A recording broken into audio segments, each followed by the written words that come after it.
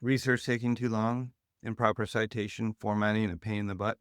I'm going to walk you through a 10-minute AI workflow that most college students are missing because they only use ChatGPT. This helps you find resources faster, organize them better, and actually understand what you're reading. Just the exact steps that only a few college students know about to get through academic research without pulling all-nighters. That starts with 1, drafting the perfect prompt to be able to get the information you need. 2, use Perplexity.ai in the academic filter to be able to get legitimate academic sources. 3, instantly format those sources into a APA formatted table. 4, talk or interact with your sources via NotebookLM. And 5, fact check your final draft or your paper before turning it in. How do you craft the perfect prompt to unlock high quality academic sources in under a minute? Think of it this way, like ordering from a professional chef who doesn't know you. The more specific you are about what you want, when you need it, who is it for, and what to avoid, the better your result will be. Just as a vague "make me something good" gives you a generic meal, the vague prompt gets you a generic response. But detailed instructions unlock the AI's full potential to give you exactly what you need. First, open up your web browser at Perplexity and type in perplexity.ai. You can use it immediately, but I recommend signing up for a free account to save your research history. Now, for the focus feature, set it to academic. You can also include web to get other ones. If you just have academic, it will only list academic resources, eliminating the fluffs. The web plus academic will give you both. Next, we use the magic formula for a prompt, and that is role plus task plus context plus format. This tells you exactly what you need to get high quality answers. Here's our prompt. So for a role, we need to tell the AI who to be, act as an expert legal scholar. For the task, we need to give it a specific command, analyze key arguments, and list those other requirements. Context, provide the essential background information. I'm researching the Supreme Court case, Engel versus Vitale in 1962. And then from a format perspective, tell it how you want the answer structured.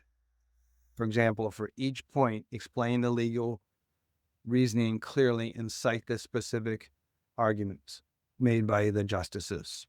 So we're providing detailed instructions to the computer to get what we are looking for. The most crucial difference with Perplexity is traceability.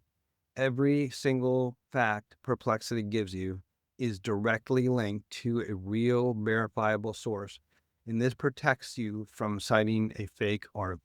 If we go down to the answer and then we go to sources, we have 20 different sources, and we can verify that they're from credible locations: Cornell, Khan Academy, Wikipedia, Cliff Notes, National Constitution Center.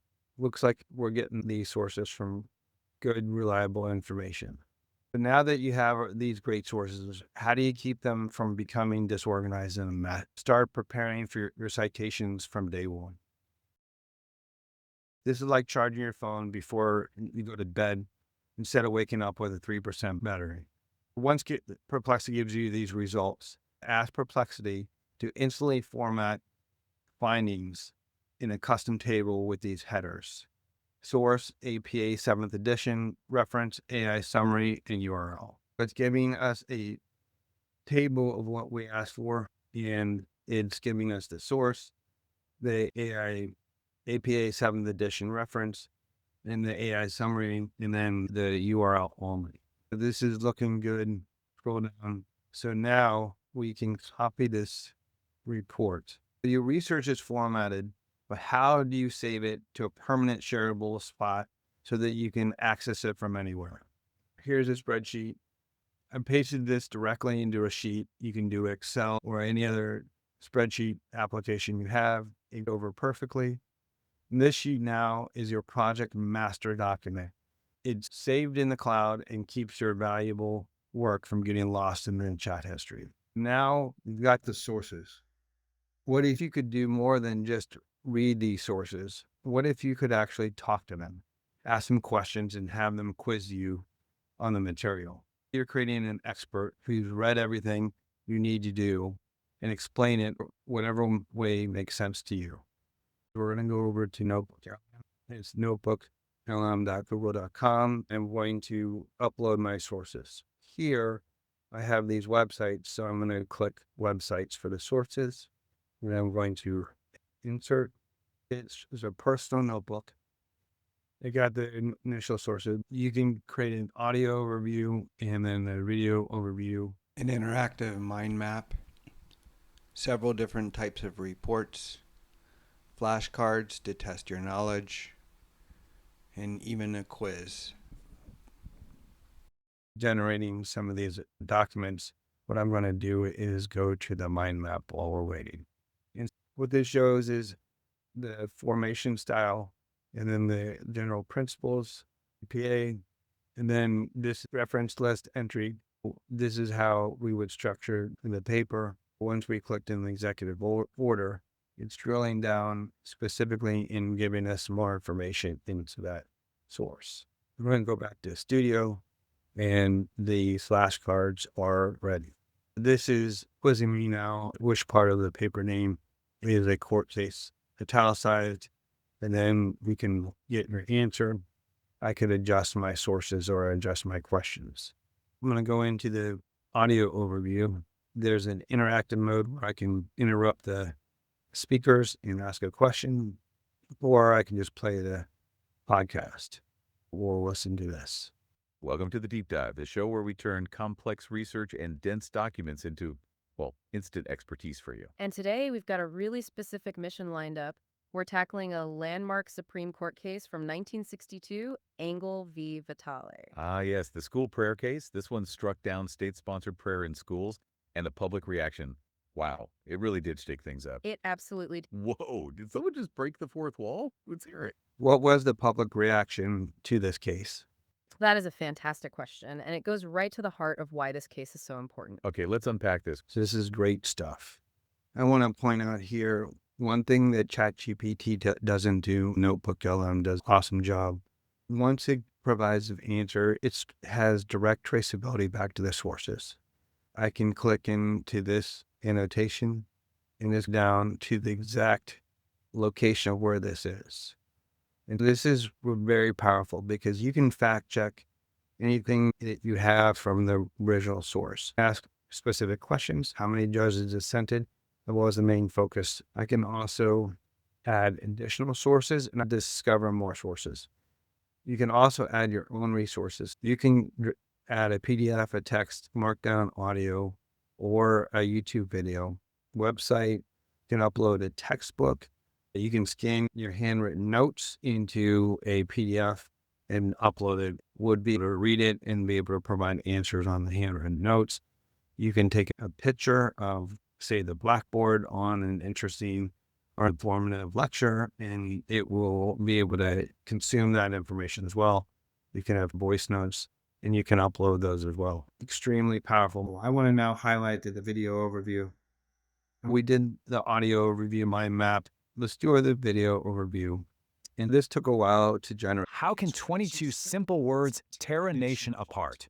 Today, we're going to explore a Supreme Court case that did exactly that. And along the way, we're going to master a really crucial academic skill: how to properly cite a legal case.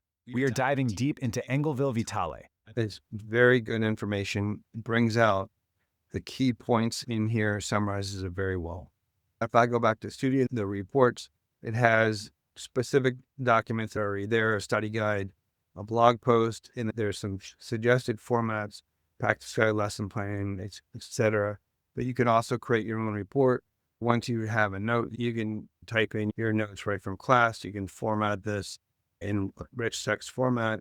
Then you are able to ask questions on these notes. But now that, say, fast forward and the paper's done, and you want to be able to do some fact checking, you upload your finished draft as a Google Doc text document, or you can put it in the PDF. Once it's in NotebookLM and you save it as a source, you can highlight a specific sentence and ask, find the evidence in my source that this supports this statement. You can then make sure that's traceable back to that original source that you uploaded. It will instantly scan your research and pull the exact quotes out in citations. This is your final quality check, ensuring that your arguments are rock solid and preventing you from losing points for unsupported claims. In about 10 minutes, you've gone from a blank page to having expert resources, a perfectly organized research table, and an AI-powered study guide that can even fact-check your final draft. This is the workflow most students don't know about because they haven't moved beyond the basic AI. Stop pulling all-nighters. Use this system to work smarter, not harder, for your next research paper. We learned a 5-step process to use AI to master research for school. We learned how to write better prompts using the magic formula. We learned how to use Perplexity in the academic mode. We learned how to auto-format citations in the APA table format. And we learned how to chat with our resources using NotebookLM. And we learned how to fact-check our resources. We'll go back to our visual with the magic prompt in Perplexity. Prompt to format an APA table. You copy those resources in the Perplexity Notebook LM, and then you can chat with it. You have multiple different resources and outputs that you can interact with your resources on. Thank you for watching. We learned how to work smarter, not harder. Please hit the like button, and if you have any comments, please let me know.